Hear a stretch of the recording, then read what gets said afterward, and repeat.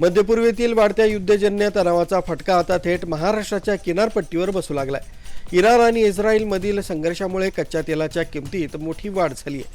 त्याचा मोठा फटका वसई विरारमधील मच्छीमारांना बसलाय. डिझेलच्या दरात झालेल्या प्रचंड वाढीमुळे मासेमारी व्यवसाय आता संकटात सापडलाय. 20 मार्च 2026 पासून ग्राहक श्रेणीतील डिझेल दरात मोठी वाढ करण्यात आली.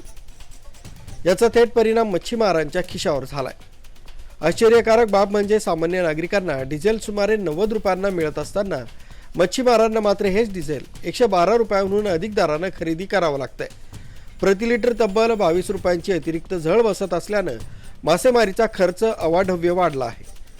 परिणामी अनेक मच्छीमार तोट्यात गेले असून डिझेल परवडत नसून अनेक होड्या समुद्रात न जाता किनाऱ्यावरच उभा असल्याचं चित्र पाहायला मिळत आहे.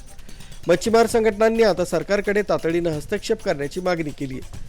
मच्छीमारांना बल्क श्रेणीतून वगळून सवलतीचे दर लागू करावेत अशी त्यांची प्रमुख मागणी आहे. जरी दरवाढ तातडीनं मागे घेतली नाही तर महाराष्ट्रातील मासेमारी व्यवसाय हा पूर्णपणे ठप्प होण्याची भीती व्यक्त केली जाते. आरबी न्यूजसाठी पांडुरंग भांगरे, मोखाडा.